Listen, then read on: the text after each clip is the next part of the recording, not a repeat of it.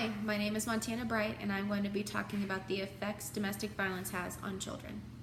According to the Childhood Domestic Violence Association, 1.5 million children each year witness domestic violence. Children from domestic violence homes are 6 times more likely to commit suicide and 50% more likely to abuse drugs or alcohol. Children from homes with violence are more likely to experience psychological problems. This is what's called a power and control wheel. We use it to explain to victims how domestic violence has affected them. This specific power and control wheel is about how domestic violence affects children. As you can see, domestic violence affects children in multiple ways. One of the ways is by isolation, and this can give children the inability to develop social skills, as well as the feeling that they're always alone and that they're different from their peers. Emotional abuse can cause them to doubt reality, give them low self-esteem, and can make it really hard for them in school. The physical and mental effects domestic violence can have on children can be shame and guilt. They can feel like it's their fault, which can cause them to withdraw even further into themselves than they already have. Children being put in the middle of fights can cause them to take on roles and responsibilities that they should never have to. This can cause them to lose parts of their childhood, as well as just giving up on being a child altogether. They can learn how to manipulate others for their own safety. They also tend to express anger in violent ways because of the own fear they are feeling inside. Occasionally, they copy the abuser's dominant and abusive behavior. They also have trouble with their own feelings and figuring out who they are in life. Those are just a few of the ways domestic violence can affect children. An article written in 2013 helped prove that children who witness domestic violence at a young age grow up to have serious issues. They can have trouble focusing in school and can even experience behavioral disabilities that can prevent them from functioning as an actual adult.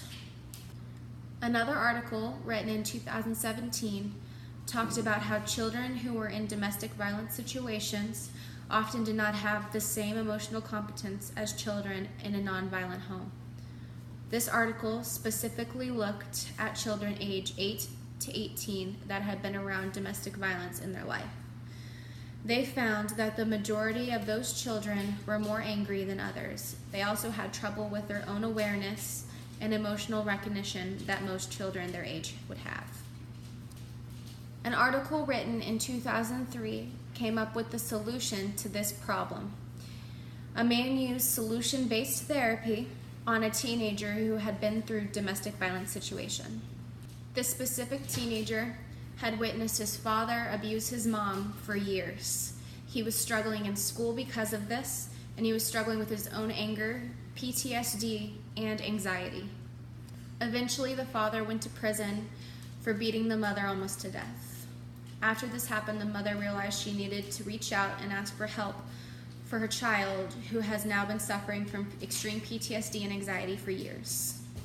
This article specifically talked about how solution-based therapy helped this teenager get his life back on track, get his grades up, and helped his mood stabilize. Solution therapy focuses on the victim's present and future, not on the past. It helps the person cope with their challenging behaviors and get their life back on track. The therapist should be available to the person they're helping the majority of the time, whether in person, via text, or via email.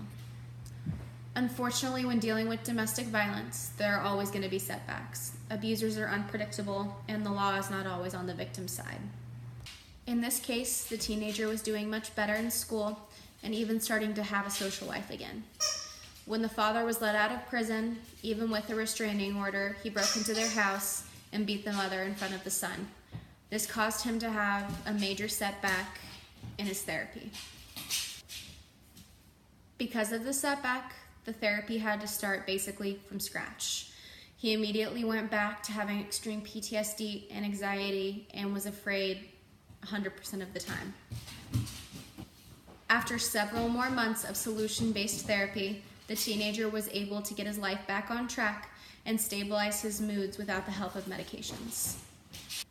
Now, I know that not all of us are going to be therapists, so here are some other ways that you can help children who have witnessed and experienced domestic violence in their life. Express to the child that what is happening is not okay and that it's not their fault. Listen to them when they are ready to talk about it. Don't pry. They'll talk about it when they're ready. Some okay responses when they are ready is, "That must have been really scary for you," or "I'm really sorry you had to see and hear that." Some benefits of talking to children about domestic violence when they're ready is that they'll realize it wasn't their fault, the child will feel safer, and they'll realize that violence is not the answer to get what they want. It's important to make sure that children are not in denial of the domestic violence they have witnessed or heard. Children who deny what they have seen or heard will learn that violence is okay. They can start to blame themselves, or they can learn to deny and not talk about their feelings they're experiencing. It can make them feel like they're crazy, or it can make them feel isolated and alone, which is why it's important to make sure that children do not deny the domestic violence they have witnessed. If you or someone you know is being physically, mentally, and financially abusive, call Harmony House. It's an organization in Springfield, Missouri that can help you with counseling, housing, and ex partes. If for some reason you're not in the Springfield area, they can give you resources to wherever you're at. Their number is 417-837-7730. Harmony House has 168 beds, including family rooms. Now that might seem like a lot, but unfortunately, in the Midwest, domestic violence is an extremely bad issue. This means that beds fill up very fast and family rooms go very fast. If for any reason Harmony House does not have a family room and you would qualify for their shelter, an option could be to call Isabel's House. Isabel's House is a crisis nursery in Springfield, Missouri. They are there to serve and protect the children in the community. Children who have been victims of domestic violence can stay there and be safe while their parent that is fleeing is trying to find somewhere safe to go. The number for Isabel's House is 417-865-2273. The effects that domestic violence have on children can be detrimental to a child's mental and physical health. It is important that we as a society realize this and start making changes in order to help the children live the normal lives that they deserve.